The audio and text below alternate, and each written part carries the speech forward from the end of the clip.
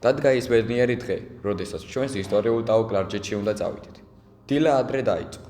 გზას რომ გავუდექით, ჯერ კიდევ ბურანის მსგავსი სიჩუმე იდგა. მანქანამ შვიდად მიიწევდა წინ. ჩვენ კი ფანჯრიდან გავყურებდით, როგორ იცვლებოდა პეიზაჟი. ერთ მხარეს დაბარის სახლებით გაშლილი სოფლები ჩნდებოდა. მეორე მხარეს კი მაღალ მთებს შორის ვიკარგებოდით. გზავრობის სითბო და ხალისი თან გვახდა. ვიცოდით, რომ კლარჯეთისკენ მივდიოდით. იმ მიწისკენ, რომელიც ოდესღაც საქართველოს ნაწილი იყო. ნელ-ნელა ხვდებოდით, რომ საზღვარს უახლოვდებოდით. ჩვენთვის განსაკუთრებით მნიშვნელოვანი იყო ის, რომ მივდიოდით კლარჯეთში. იმ მიწას, რომელიც ოდესღაც საქართველოს ეკუთვნოდა და ჩვენი ისტორიის დიდ ნაწილს ატარებდა. სწორედ ამიტომ, ბუნების წითელ დეტალს სხვანაირი ყურადღებით ვაგვირდებოდით. როგორ იცვლებოდა ჰავა, სოფლების ხედები და ყველაზე მეტად ზღვა. შავი ზღვა აქაც ჩნდებოდა, მაგრამ საზღვართან უკვე თითქოს სხვა სახეს იღებდა. ტაო კლარჯეთის შავი ზღვა უფრო მშვიდი და სტუმართმოყვარე იყო. თითქოს თავისი სიმშვიდით თავს გვაწონებდა სტუმრებს. წყალი ისეთი სუფთა და გამკამა იყო, კენჭებით გასვლაც კი შეგვეძლო. საქართველოში კი ბობოქარი, მუდამ მღელვარია პონტო. იგივე შავი ზღვა თითქოს უფრო მუქ ფერებს იღებდა. გარიც მეტად ფროდა და ტალღების უფრო ხმამაღლა ეცემოდა ნაპირს. თითქოს ზღვა თვითონ გრძნობდა, რომ სხვა მხარეში გადადიხარდა და მისი ხასიათიც იცვლებოდა. საზღვარს რომ მიუახლოვდით, ყველაფერი უფრო სერიოზული და დაძაბული გახდა. მანქანები რიგში იდგა. ხალხი ჩუმად ეროდა, ყველა საბუთეს ამოწმებდა. კაი რომ გავაყით და საზღვრისხას გადავაბიჯით, ისეთი შეგრძნება მქონდა, თითქოს ერთი დიდი ნაბიჯი ისტორიის გვერდზე გადაველი.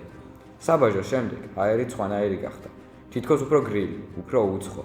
მინდვრები თანდათან იცვლებოდა და სწორედ ამ ცვლილებებში გრძნობდით, რომ უკვე კლარჯეთისკენ მივდიოდით. იმ ხრისკენ, სადაც ქართული კვალიც ძლივს, მაგრამ მაინც შეუპოვრად იგრძნობოდა. ზღვა კი ისევ გვიყურებდა. ერთი და იგივე შავი ზღვა, მაგრამ ორი ქვეყნის სული მის ზედაპირზე აშკარად განსხვავდებოდა. და ისიც, უძველესი ტაო კლარჯეთი, ულამაზესი მხარე, ბუმბერაზი მთები, რომელიც თვითხილვენი არიან იმ ისტორიისა, რომელმაც ჩვენ დღეს დაგვაკავშირა ამ მხარესთან. იგი ცალკე საქართველოა, რომელშიც მოქცეულია ისტორიული ეკლესია-მონასტრები, რომელთა დასალაშქრად ემოციებით დატვირთული მასწავლებელი და მოსწავლეები გავემართეთ კიდევ ერთი შემოქმედებითი დავალების დასამუშავებლად. საზღვრის გადაკვეთისთანავე დავადექით გზას, ისტორიული ხანძთისკენ. მზის ქვეშ ბრწყინავდა ხრეშიანი გზა, მაგრამ ეს ბრწყინვალება მოტყუებით ანათებდა. ერთი არასწორი მოძრაობა და მთის გულში აღმოჩნდებოდა. თუმცა ეს მცირე შიში, რომელიც იპყრობდა თითოეულ ჩვენგანს, გამოცდილმა და დაკვირებულმა მძღოლებმა სრულიად მოგვიხსნეს. მალევე მივოდექით მრავალ ჭირვარამ გადატანილ ხანძთას, რომელიც ბუნების წიაღში იყო ჩაფლული და ამაყად დასქერო და არ ემარეს.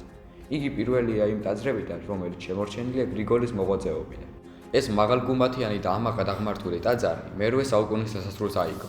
იგი თავდაპირველად პატარა, მყუდრო ხის სცენა კი იყო. შემდგომში კი დიდებულებმა, გაბრიელ დაფანჩურმა და აშოტ კურაპარატმა გამოყო მატერიალური დახმარება და აიგო ქვის εκლესია, რომლის მშენებლობაში ასევე დიდი წვლილი მიუძღვის გურგენ მეოთხეს. ხანძთამ როგორც დასრულებულმა პროექტმა საბოლოო სახე 918-941 წლებში მიიღო და დღესდღეობით ნანგრევებია შემორჩენილი, რომლის დანახვამ ჩვენში სევდა ტკივილი გამოიწვია. თითოეული პატარა ქვა, თითოეული ლოდი და კენჭი უდიდესი ისტორიის მოწმეა. ჩვენ, მოსწავლეებმა გადავწყვიტეთ საუკუნოვანი ისტორიები გაგვეხმაურებინა და თითოეული ჯგუფის წევრებმა გიდების როლი მოიგეს.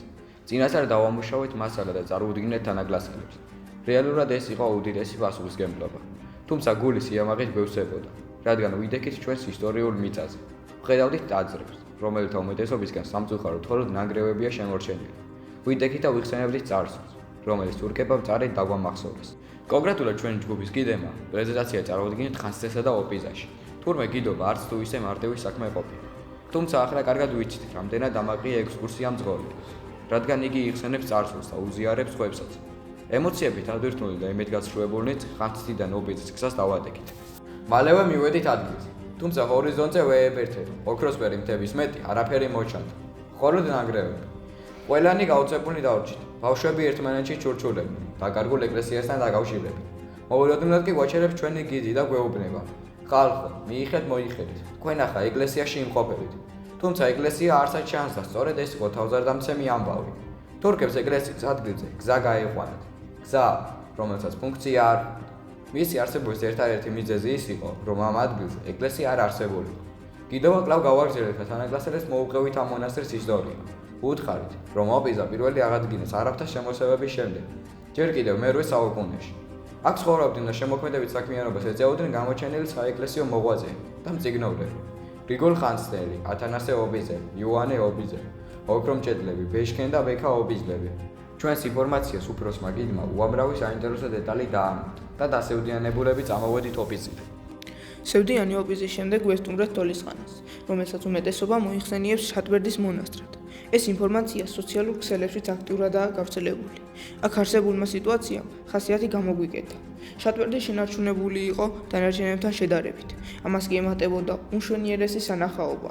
ტაძარში შესვლისთანავე ზემოთ ავიხედეთ და დავინახეთ ტრედები, რომლებიც ერთმანეთს ჩვენზე დაუპატიჟებელ სტუმრებზე ეღუღუნებოდნენ გავგრძნობებული. საინტერესოა, რატომ არ შორდებიან ეს ტრედები ტაძარს? მათში წმინდა დასულები ხომ არ არის ჩასახლებული. ამ სანახაობამ დადებითად დაგვმუხტა, რაც წარუშლად დარჩება ჩვენს გონებაში. დოლისყანაში პატარა კიდევმა მოგვაწოდეს ინფორმაცია, რომლის თანახმად მე-9 საუკუნის მონასტერი დიდებულ ლავრადაა წოდებული. იგი აშენდა უშუალოდ გრიგოლ ხანძთელის მიერ. დოლისყანა კლარჯეთის მეფის მთავრის, ბაგრატ პირველ კურაპალატის შემწეობით აიგო. აქ შეიქმნა შატბერდის კრებული და გადაიწერა სხვადასხვა ტექსტები, რაც მოგვითხრობს იმაზეც, რომ ეკლესია მონასტრებს ჰქონდათ ასევე საგანმანათლებლო დანიშნულებაც. ამ დღეს დოლისყანა ჩვენი ბოლო გაჩერება იყო. დასრულდა ერთი ნაყოფიერი დღე და მეორე დილაც მალევე კათი. დილით 4-თაში ავედით. გზად შეგხვდა საოცარი სანახაობა. კავკასიძეების ციხე, რომელიც ამჟამად ჩაძირულია და მას მოიხსენებენ როგორც ჩაძირული ქალაქი. 4-თაში ასულებს დახვდა ვანდალიზმის შემთხვევები, რამაც დიდი გულისწყრომა გამოიწვია ჩვენში. ამ მონასტრის ისტორიებმა და ლეგენდებმა დიდი ინტერესი გააღვივა. როგორც ადგილობრივები ამბობენ, 4-თასი განსაკუთრებით ეშინიათ თურქებს, ვინც კი მის ახლოს დასახლდა, ყველა დაავადდა, ან არასრულფასოვანი შთამომავლობა მიეცათ. ამიტომ ისინი თავს არიდებდნენ ამ წმინდა ადგილს. როგორც თანაკლასელმა კიდევ განმოგვცეს, 4-10 საუკუნის ხუროთმოძღვრების ძეგლია. იგი პარხლის ეკლესიასთან ერთად გვიანდელი ხანის ბაზილიკების ყველაზე მნიშვნელოვანი ნიმუშია. ემოციებით დატვირთულნი ვიყავით. ყველა სვეტს, კედელსა და ფოთოლსაც კი ფოტო გადავუღეთ. თითოეული ეს დეტალი წარუშლედად დარჩება ჩვენს გონებაში. ამ საოცარი ადგილიდან გზას გავუდეგით იშხნისაკენ. იშხანი აღდგენილია, რაც ძალზედ სასიხარულო ფაქტია, რადგან კარგადაა შენარჩუნებული. თანაკლასელი გიდევისა და ასევე მთავარი ქიდის გადმოცემით, იშხანი შუა საუკუნეთა საქართველოს ერთ-ერთი დიდი სამონასტრო ძეგლია. იგი მდებარეობს მდინარე ოლთისწყლის მარჯვენა სანაპიროზე. თავდაპირველად ეკლესია მე-7 საუკუნის 30-იან წლებში ეპისკოპოსმა ნერსემ ააშენა. იგი როგორც ვახსენე, საკმაოდ კარგადაა შენარჩუნებული და აღდგენითი სამუშაოები არის განხორციელებული. უამრავი ფოტოსურათის გადაღების შემდეგ წავედით თორთუმის ჩანჩქერისკენ. თავი საქართველოში გვეგონა. იგივე გზა, რაც ხევსურესა და ფშავშია, მიხვეულ-მოხვეული და გრძელი. იმ ფაქტს, რომ თურქეთში ვიყავით, მხოლოდ თურქული წარწერები გვახსენებდა და თითქოს გულში რაღაც ჩაგვწყდებოდა. იმედგაცრუებას გრძნობდით, თუმცა ეს მომაჯადოებული ბუნება ყველაფერს ცუდს გვავიწყებდა. თორთუმი ნაზად, თუმცა ენერგიულად ეშვებოდა კლდიდან. წყლის წვეთები ნისლად იფანტებოდა და ჰაერში ცივი სუნელი ტრიალებდა. ირგვლივ არ ემარეს სიწყნარეს მოეცვა, მხოლოდ წყალი ახმაურებდა იქავრობას. გადავიღეთ უამრავი სამახსოვრო ფოტო და დავადექით გზას კიდევ ერთი სანახაობისკენ. ეს იყო ხახული. ეს მონასტერი მეჩეთად იყო გადაკეთებული. ხახული მდინარე თორთუმის წყლის გვერდითა ხეობაში მდებარეობს. მის მახლობლად ჩამომავალი მდინარე უამრავი ისტორიის შემსწრია. ნეტავ კი საუბრობდეს, რამდენადაც მოგვიღებოდა და გვამსვლობდა იგი. გიდმა განუქცა ასეთი ამბავი. ოჯახი, სადაც იზრდებოდა ინვალიდი ბავშვი, ხახულში სადოცავად ასუდან. ოჯახის ყველა წევრი ლოცულობდა. ლოცვის დასრულების შემდეგ სასწაული მოხდა და ეს ბავშვი ხოხვით მისულა ღვთისმშობლის ხატთან. ამ გამაოგნებელი ამბის შემდეგ ჩვენი წარმოდგენები უფრო შეიცვალა ამ სასწაულმოქმედი ტაძრის მიმართ. ჩვენი შემდეგი გაჩერება იყო ოშკი. აქაც იმ იმედით გავუდექით გზას, რომ ეს ისტორიული ეკლესიაც ამაყად და ძლიერად იდგებოდა, თუმცა რეალობა სხვა დაგვხვდა. როგორც კიდევმა გვითხრეს ოშკი, იგივე იოანე ნათლისმცემლის საკათედრო ტაძარი მე-10 საუკუნის 50-იან 60-იან წლებში მნიშვნელოვანი ქართული სამონასტრო ცენტრია ისტორიულ ტაოში. თორთუმის წყლის მარცხენა სანაპიროზე. ემოციები დავისვეთ ამ ნანგრევების ნახვისას, როგორ განადგურდა საუკუნოვანი მონასტრები, რომლებიც წმინდანებს და სამოყო მოღვაწეებს აუშენებიათ და უმოღვაწიათ.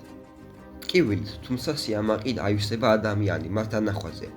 ეს არის უძველესი ისტორია, რომელიც მუდამ-უნდა არსებობდეს და დაიწყება სამუდამ მიეცეს. ამ თავგადასავლისას მალევე დაყავდა. ეს დღეც ნაყოფიერ და სასიამოვნო გამოვიდა. და მესამე დღეს დავიწყეთ ახალი ღირსშესანიშნაობებისკენ სწრაფვა. პირველი ძეგლის სანახავად გავეშურეთ არტანუნჯის ციხისკენ. ფეხით სასიარულო გზა ცოტა არ იყო. ნისლში ჩაფლული იყო გაყვითლებული ბომბორა, ვეებერთელა მთები. წინ ნანგრევები, უკან ნანგრევები, ჩვენ კი ამ ყველაფრის ცენტრში ვიდექით და სანახაობით ვტკბებოდით. თანაკლასელებმა მოგვაწოდეს ინფორმაცია ამ ციხესთან დაკავშირებით. არტანუნჯის აგების ბრძანება გაუწია ვახტანგ გორგასალს. შემდეგ მურვანყრომ ააოხრა და გაანადგურა ირგვლივ ყველაფერი. აშოტ კურაპალატმა კი არტანუნჯში ქალაქი დაარსა. ააშენა ეკლესია და ყველაფერი განაახლა. ამის შედეგად აშოტ კურაპალატი დაასაფლავეს არტანუნჯის ციხეში, რომელიც ახლახან აღმოაჩინეს. საბოლოოდ გადავიღეთ სურათები და წავედით ჯოჯოხეთის კანიონისკენ. ამ კანიონის თავში ყოველთვის იყო ჩასაფრებული ხალხი და მტრის შემოსევის დროს სოფლიდან შემოსული ადამიანები აქ აფარებდნენ თავს და როდესაც მტერი შეაღწევდა კანიონში, ჩასაფრებული ხალხი ქვებით იგერიებდა მტერს. ჩავწერეთ ინტერვიუები და წამოვედით მაკრიალში. ტრადიციულად გავეცანით ინფორმაციებს როგორც ბავშვებიდან, ასევე მთავარი გიდიდან. მაკრიალის ეკლესია მე-10 საუკუნის მართლმადიდებლური ეკლესია. ქემალ-ფაშაში, ართვინის პროვინციაში, საზღვართან ახლოს მდებარეობს. 1367 წლის ივნისში მაკრიალის ეკლესიაში გაიმართა სამეფო ქორწილი საქართველოს მეფე ბაგრატ მეხუთისა. ამჟამად მაკრიალის მონასტერი დაფარულია ეკალბარდით, რაც ძალზედ გულსაწყვეტი იყო ჩვენთვის. როგორც უკვე ვახსენე, ჩავწერეთ ინტერვიუები ჩვენი ლაზი მძღოლებისგან.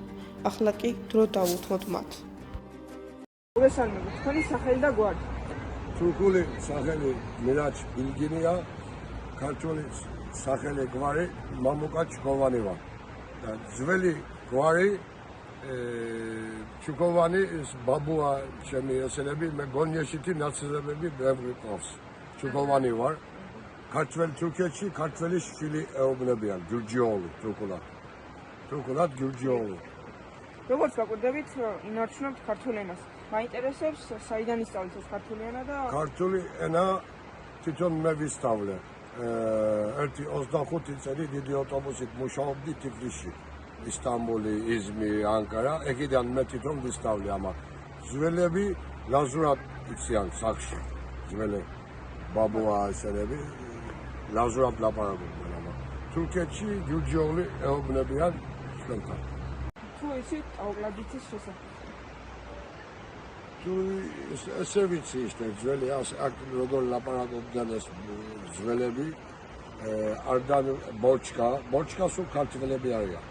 ბორჩკა ქართველები ცხოვრობდნენ ეგ ბორჩკაში. ემის მერე ართვინი, შავშათი, იუსუფელი ესენები სულ ქართველების იყო. ხლა ჩვენ კი ვიარეთ ეკლესიები. ეკლესიები ამ ადგილები ყველა ქართველების იყო. თქვენი სახელი დაკი მე ქართული გვარი ეს არის შენი ქართული გვარი ხულო შაინიზე ხულოში არის პაპა მამა ბათუმი სარფი სულ ყველა ეს აქ ჩემი სახელი უმით შაინბაში შაინიზე შაინბაში ეკამდე სარფიდან დაიწყებ ხოპამდე არხავამდე პაზარამდე ვიზე პაზარამდე ყველა ეკით ნაცისებები არიან ყველას ყველა ეკიდან ქართულად იციან ლაზურად იციან ყველა ერთი კითხვა გაქვთ ტრადიციები თუ გაქვთ რამე ქართული შემოჩენილი არა ეს ქართული ჩვენ არ ვიცით ეს ბეკი ბაბუები ესენები თუ იციან არ ვიცით ჩვენ არ ვიცით და ასეთი გამოვიდა ჩვენი დღიური, რომელთა შექმნაშიც წვლილი შეიტანეს ანი ტალახაძემ, ნიკოლოზ ტალახაძემ, საბა ხვედაელძემ და გიორგი თურმაინძემ. მადლობა ყურადღებისთვის.